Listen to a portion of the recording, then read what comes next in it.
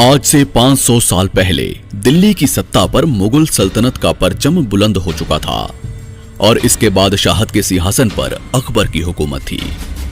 अकबर विस्तारवादी नीति का बादशाह था। शुरुआत से ही अकबर ने आस पड़ोस के राज्यों को मुगल सल्तनत के झंडे के नीचे लाने के प्रयास शुरू कर दिए। पूर्व को जीतने के बाद अकबर ने अपने पश्चिम अभियान में राजपुताने की रियासतों पर मुगल ध्वज फहराने की शपथ ली। इसी के तहत राजपुताने में सबसे पहले आमेर रियासत ने अपनी पगड़ी उतारकर अकबर की बादशाहत वाली मुगल सत्ता को स्वीकार कर लिया। शुरू में तो राजपुताने की दूसरी रियासतों ने आमेर रियासत को एक तुर्क की अधीनता स्वीकारने पर धिक्कारना शुरू कर दिया, पर बाद में धीरे धीरे इन रियासतों ने भी अकबर की सत्ता को स्वीकार कर लिया। जब राजस्थान की बड़ी बड़ी रियासतें अपनी मदमस्त शान को गुलामी की बेड़ियों में बांधने में लगी हुई थी, उस वक्त मात्र मेवाड़ अपने स्वाभिमान की चमक बिखेरते हुए पूरी दुनिया के साथ खड़ा था। इस समय मेवाड़ पर राणा उदय सिंह का शासन हुआ करता था, जिन्होंने अपने पूर्वजों की भांति किसी की अधीनता को स्वीकार नहीं किया। इन्होंने अकबर को पत्र भिजवाया कि हमारे राजा सिर्फ भगवान एकलिंग जी हैं, हम तो मात्र उनके दीवान हैं। पर फिर भी अकबर ने राणा उदय सिंह पर भारी दबाव बनाना शुरू कर दिया। आस पड़ोस के राजाओं को उदय सिंह के पास भेजा जाने लगा। इन्हीं परिस्थितियों में दिन गुजरते रहे और एक दिन अचानक मौसम बदलने लगा। बादलों की घमासान गर्जना के बीच राणा उदय सिंह की सबसे बड़ी रानी माता जयवंता बाई ने एक पुत्र को जन्म दिया। मजबूत बदन, बड़ी आंखें, मुस्कान बिखेरता चेहरा बड़ा मनमोहक लग रहा था। राणा उदय सिंह ने महल की औरतों से अपनी रानी के हालचाल पूछे। तभी पाली की दासियों ने जवाब दिया, शेरनी ने शेर को जना है। नीले घोड़े असवाद म्हारा मेवाड़ी सिरदार राणा सुनता ही जा जो दी। राणा पुत्र पाकर बड़े खुश होने लगे।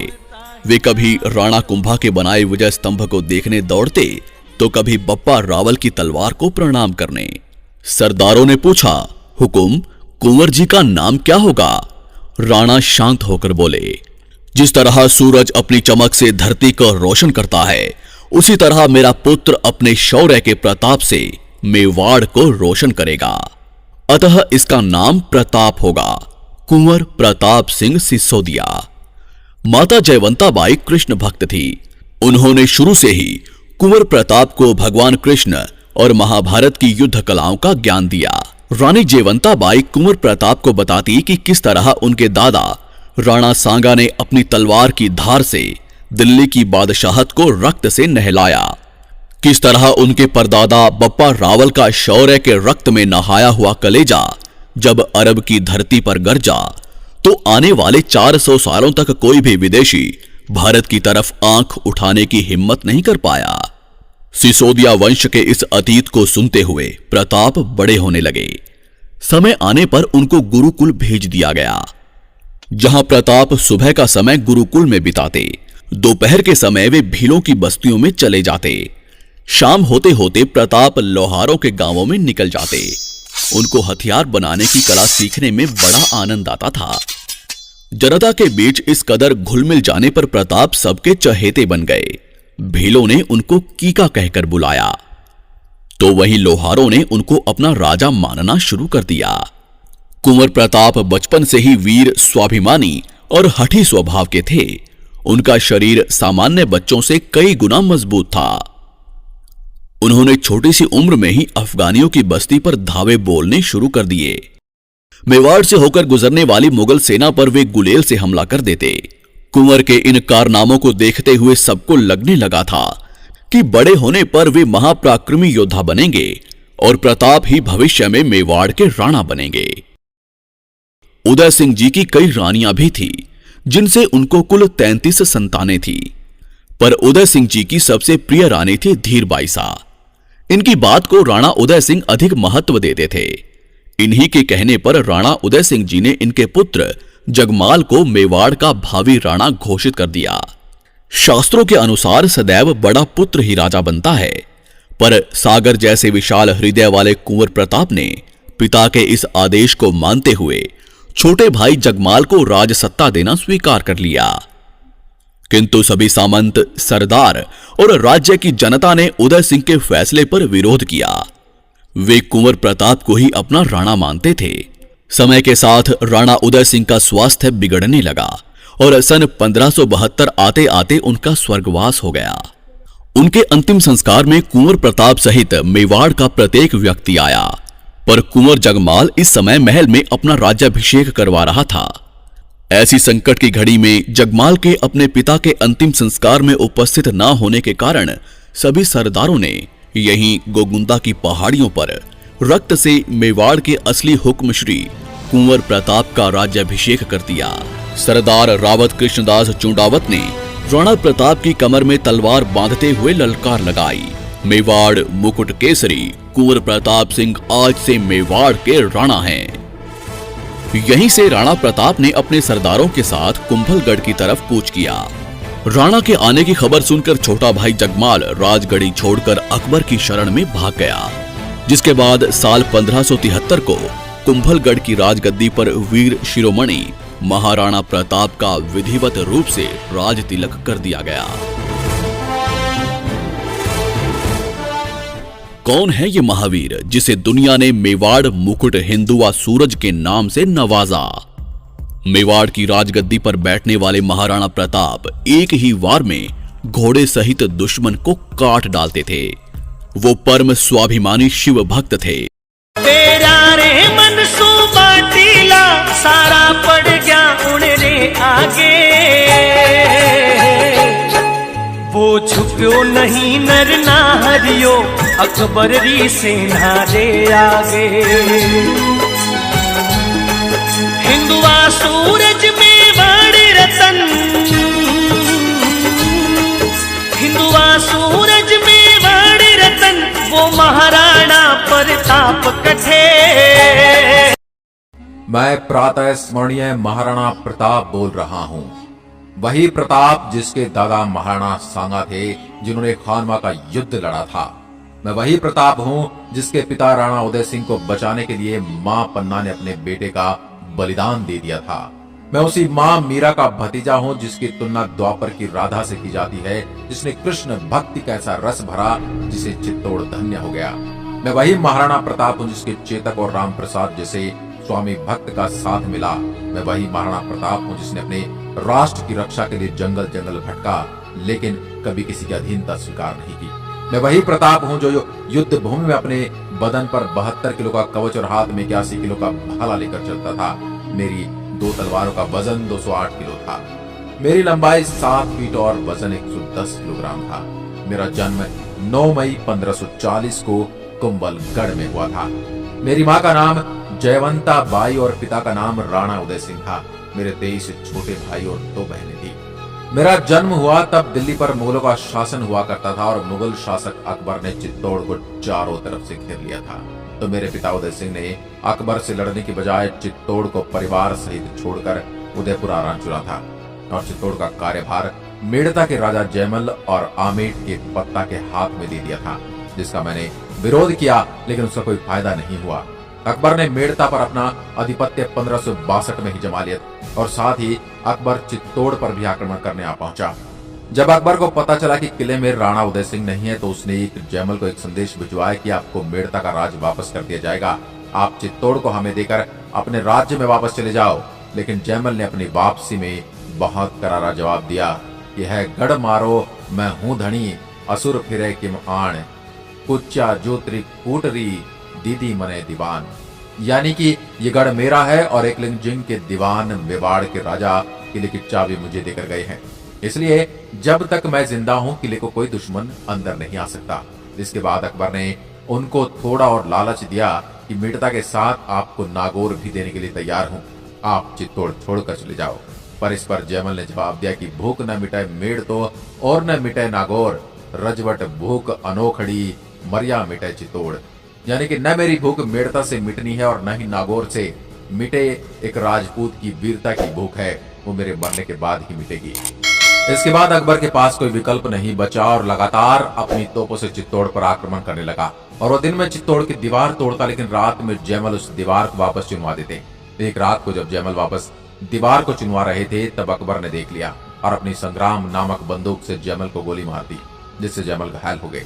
और उसके बाद अकबर चित्तौड़ पर आक्रमण कर देता है, जिसके बाद जयमल के पास केसरिया और जौहर करने के अलावा कुछ बचता नहीं है, क्योंकि किले में खान पान के लिए कुछ बचा नहीं था और बाहर अकबर डेरा डालकर बैठा था। उस समय फूल कुंवर के नेतृत्व में जौहर किया गया कि पत्ता चुंडावत की पत्नी थी और जयमल की बहन थी।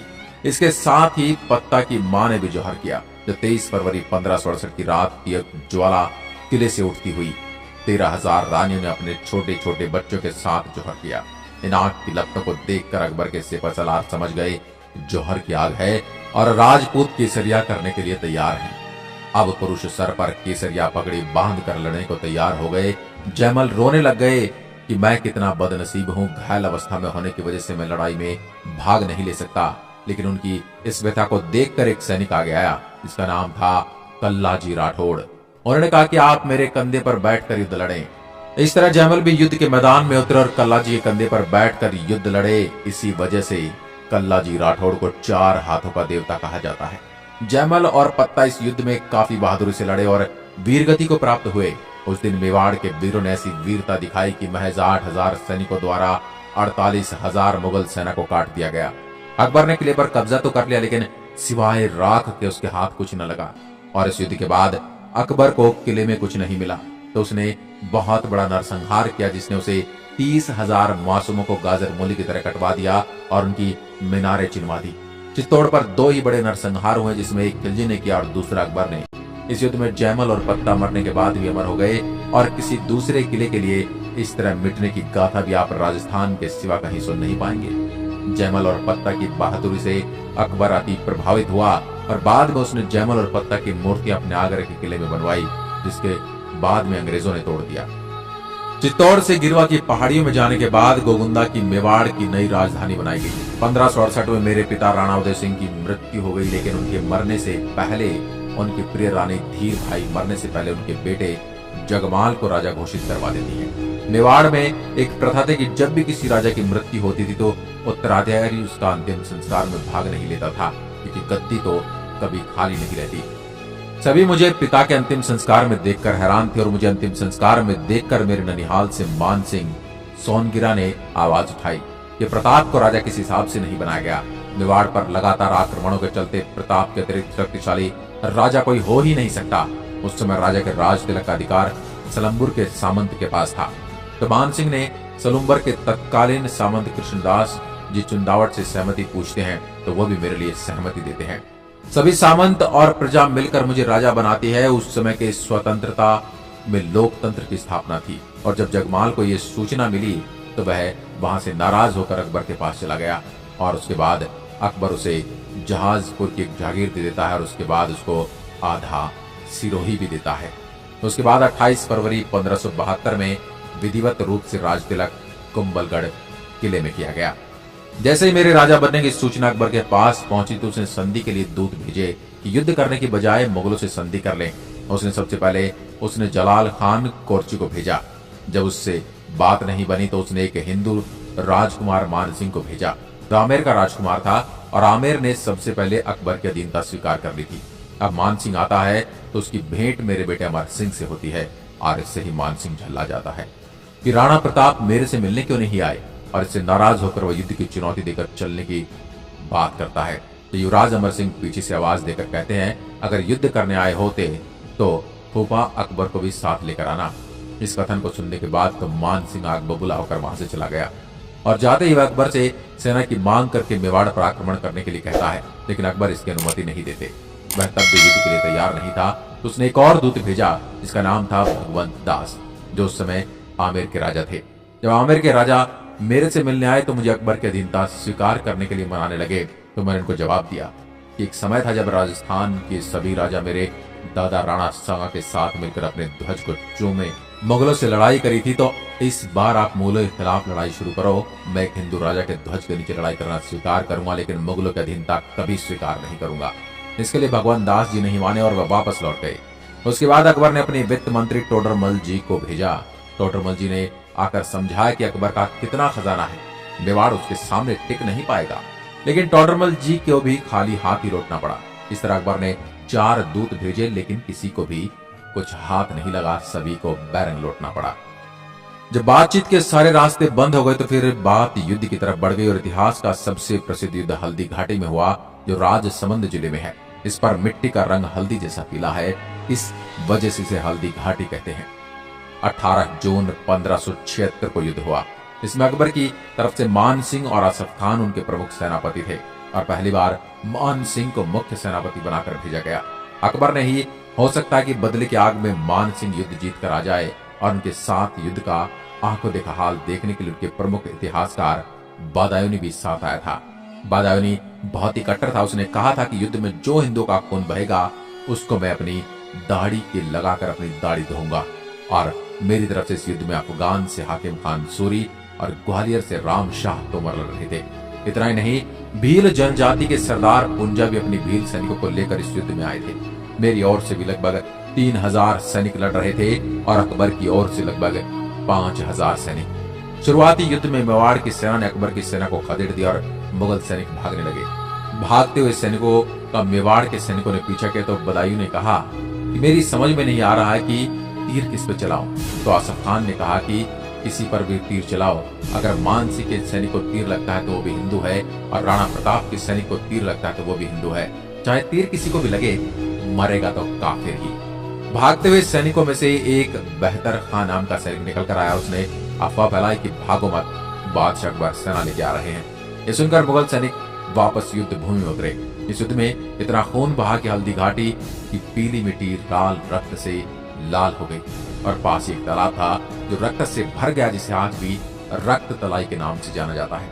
इस युद्ध में मेरे जीजा को बहलोल खान ने धोखे से मार दिया और कहा कि प्रताप अब तेरी बहन को किसके साथ सुलाएगा, उसको मेरे साथ भेज दे।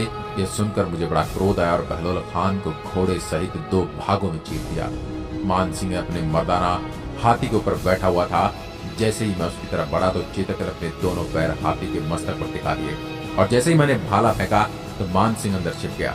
लेकिन जब चेतक अपने पैर नीचे उतार रहा था तब मर्दाना हाथी के सूंड से बंधी तलवारों ने उसके पैर काट दिए। जैसे ही चेतक चल नहीं पा रहा था तो उसकी वजह से मुझे युद्ध भूमि से निकलना पड़ा। और मेवाड़ की प्रथा थी कि जब भी कोई राणा युद्ध भूमि से जाएगा तो उसकी जगह राणा के चिन्ह पहनकर झाला लगते थे। राणा सांगा के समय झाला अच्छे लड़ाके थे, उसी तरह इस बार झाला भीड़दा, जिसको झाला मान सिंह के नाम से भी जाना जाता है, उन्होंने लड़ाई लड़ी। इधर मेरे पीछे मुगल सैनिक दौड़े, लेकिन घायल अवस्था में भी चेतक को पकड़ नहीं सके और चेतक ने इस अवस्था में भी 33 फीट का नाला कूद कर मेरी जान बचाई। आगे मुगल सैनिक आ नहीं सके और नाला कूदने के बाद चेतक जमीन पर गिर पड़ा और वहीं उसने प्राण दे दिए। चेतक की स्वामी भक्ति ने मुझे पूरी तरह से तोड़कर रख दिया। इस युद्ध में मेरे एक हाथी राम प्रसाद को मुगल सैनिक पकड़ कर ले गए और वह मुगलों का एक दाना भी नहीं खाया और 9 दिन भूखा प्यासा रहा, जिसके बाद उसने प्राण त्याग किए। हल्दी घाटी में समर लड़ो, हल्दी घाटी में समर लड़ो, वो चेतक रो असवार कटे। मायड़ थारो वो दूध कटे, एक लिंग दीवान कटे, वो महाराणा प्रताप कटे। बदायूनी अपनी किताब में लिखता है कि उसके बाद सैनिक इतने हार चुके थे कि उन्होंने पीछा नहीं किया और वो गोगुंदा की तरफ पहाड़ियों में गए और डर के मारे उन्होंने अपने चारों तरफ दीवारें चुनवाई ताकि मेवाड़ के सैनिक हम पर हमला न कर सके। लेकिन हम जिस गांव से निकलते हम पर भील सैनिकों द्वारा हमला कर दिया जाता और जैसे तैसे जान बचाकर वहां से निकलने में सक्षम हुए। जैसे अकबर के पास पहुंचे तो अकबर इस हार से बहुत नाराज हुए और मान सिंह और आसफ खान को दरबार में आने पर रोक लगा दी। अकबर ने उनका मुंह देखने के लिए मना कर दिया। 1576 में अकबर स्वयं युद्ध करने के लिए अपनी सेना लेकर आता है, लेकिन अकबर भी कोई छठ की चौदस करके नहीं गया। वो भी अधीनता स्वीकार नहीं करवा पाया। सिर्फ उसने उदयपुर पर कब्जा कर लिया और उसका नाम मोहम्मदाबाद करके वापस चला गया। उसके बाद मेवाड़ की राजधानी कुंभलगढ़ हो गई और इसके बाद अकबर ने अपने सबसे अच्छे सेनापति शहबाज खान को कुंभलगढ़ भेजा। यहाँ पर उसने लगातार 3 बार आक्रमण किए और वह हर बार कुंभलगढ़ पर कब्जा करने में सफल हो जाता है। उसके बाद मुझे यहाँ से निकलना पड़ता है क्योंकि मेवाड़ लगातार युद्ध की मार झेल रहा था, जिससे आर्थिक स्थिति काफी बिगड़ चुकी थी और मैं यहाँ से निकलकर आर्थिक मदद के लिए ईडर की तरफ जा रहा था। और वहां एक गांव पड़ता है चूलिया। यहीं पर मेरी भेंट एक सेठ से जिसका नाम था भामा शाह, और उसने उस समय अपनी सारी संपत्ति मेरे को दे दी थी। उस समय उन्होंने इतनी संपत्ति दी थी कि 15,000 की फौज 12 साल तक आसानी से अपना भरण पोषण कर सकती थी। उन्होंने 25 लाख रुपए नगद और 20 लाख सोने की अशर्फियां ला कर दी थी। भामा शाह के साथ उनके भाई ताराचंद ने भी अपनी सारी संपत्ति सौंप दी थी। जब शहबाज खान भी अधीनता स्वीकार कराने में सफल नहीं हो पाया तो उसके बाद 1580 में अकबर ने अब्दुल रहीम खान खाना को भेजा, जिनके दोहे भी अपन पढ़ते ही हैं। रहीम जी ने एक भी आक्रमण नहीं किया और अपना कैंप लगाकर यही शिकार खेलते और ऐसे ही अपना समय व्यतीत कर रहे थे। इतने में एक दिन अमर सिंह रहीम जी के कैंपस में जा पहुंचे और रहीम को आवाज दी। रहीम जी नहीं थे, सिर्फ महिलाएं वहां थी। रहीम जी शिकार खेल गए थे तो अमर सिंह ने सारी महिलाओं को बंदी बना लिया। जब ये बात मुझे पता चली तो मैंने अमर सिंह को फटकार लगाई और रहीम जी को माफीनामा भेजकर महिलाओं को आदर सहित वापस भेजा। इससे रहीम जी बड़े प्रभावित हुए, क्योंकि उस समय दुश्मन की महिलाओं को आदर सहित वापस भेजना असंभव था, क्योंकि यही महिलाएं मुगलों के हाथ लग जाती तो उनका क्या होता, उन्हें दासी बना ले जाता, उनको हरम में रखा जाता। उसके बाद रहीम वापस निकल गए। उसके बाद अकबर को अपने चाचा सुल्तान खान को भेजना पड़ा। उन्होंने यहाँ आकर 4 चौकियां बनवाई, जिनमें देसुरी, देबारी, देवल और दिवेर थी। इन चौकियों से उन्होंने उदयपुर को चारों तरफ से घेर लिया। इनमें सबसे प्रमुख चौकी देवेर थी। यहाँ मुगलों की सुरक्षा सबसे कड़ी थी और वह इंतजार कर रहे थे कि कब हम अनाज पाने के लिए बाहर निकलें और वो हमको दबोच लें। लेकिन हमने 1582 कुछ ही सैनिकों के साथ लेकर उनकी सबसे प्रमुख चौकी दिवेर पर अचानक से हमला कर दिया और सुल्तान खान समेत पूरी चौकी को उखाड़ कर रख दिया। यह युद्ध अमर सिंह की वजह से भी याद किया जाएगा। उसने ऐसा भाला मारा कि उसने सुल्तान खान और घोड़े को पार करके जमीन में धंस गया। इस युद्ध में अमर सिंह काफी बहादुरी से लड़ा। जेम्स टॉड ने इस युद्ध को मेवाड़ का मैराथन कहा। इस युद्ध में हमारी विजय हुई और मुगल सेना नायक समेत पूरी मुगल सेना का खात्मा कर दिया गया। इसके बाद अकबर ने फिर 1585 में मान सिंह के चाचा जगन्नाथ कछवाहा को युद्ध के लिए भेजा।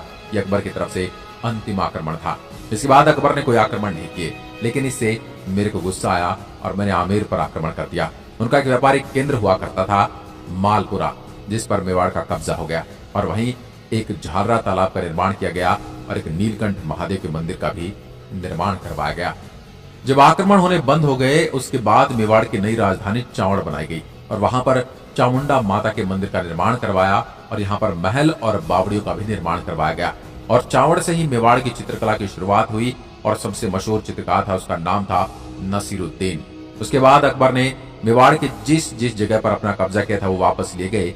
सिर्फ 2 किले वापस नहीं ले पाए, जिसमें एक था चित्तौड़गढ़ और दूसरा था मांडलगढ़। इन 2 किलों को छोड़कर संपूर्ण मेवाड़ को वापस जीत लिया गया और 19 जनवरी 1597 को ही मैंने चावड़ के अंदर अंतिम सांस ली। और यह समाचार सुनकर कहते हैं अकबर के आंखों में भी आंसू आ गए। दोस्तों, तो ये थी प्रातः स्मरणीय महाराणा प्रताप की जीवन गाथा। हम तो उनके बारे में क्या ही कुछ बोलें, वो अपने आप में एक महान योद्धा हैं। अपने समाज में कई भ्रांतियां चली आ रही हैं और अपने इतिहास ने महाराणा प्रताप को सिर्फ एक योद्धा बनाकर रख दिया है, जबकि वो योद्धा होने के साथ साथ नैतिक गुणों को भी धनी थे। महाराणा प्रताप के साथ भील राणा कुंजा लड़े थे और उनके साथ ही बैठते उठते थे। मेवाड़ की रक्षा सिर्फ राजपूतों ने नहीं, उसमें हर समाज का योगदान रहा। हर समाज ने हिस्सा लिया। भील जनजाति के साथ राणा का व्यवहार दर्शाता है कि महाराणा प्रताप छुआछूत जैसी कुप्रथा को नहीं मानते थे। राणा प्रताप ने आमेर के राजा को उनके झंडे के नीचे लड़ने के लिए बोला। यह उनकी देशभक्ति और संगठित करने की खूबी को दर्शाता है। रहीम की स्त्रियों को उन्होंने माफीनामे के साथ वापस लौटा दिया। यह उनकी महिलाओं के प्रति आदर भाव को दर्शाता है। उनके साथ हल्दी घाटी में हाकिम खान सूरी लड़े। उनके दरबार में चित्रकार थे नसीरुद्दीन, जो ये दर्शाता कि महाराणा प्रताप सेकुलर राजा नहीं थे। वह सबका सम्मान करते थे, लेकिन हमारे इतिहास ने ये सब हमारे सामने लाया। हमारे इतिहास में तो ये भी बताया गया कि प्रताप हल्दी घाटी का युद्ध हार गए। अगर मान सिंह वह युद्ध जीत जाता तो अकबर उसे अपने दरबार में से क्यों निकालता? ये एक सोचने का विषय है, लेकिन यह एक बहुत बड़ी विडंबना है कि इतिहास को हमारे सामने तरोड़ मरोड़ कर प्रस्तुत किया गया और हमारे ही इतिहास को हमारे विरुद्ध एक षड्यंत्र की तरह प्रस्तुत किया गया। दोस्तों, आपको महाराणा प्रताप के सम्मान में क्या विचार है, हमें कमेंट में लिखकर जरूर बताएं और अपने 2 शब्द उनके सम्मान में अवश्य लिखें। धन्यवाद। जय हिंद, जय प्रताप, जय मेवाड़।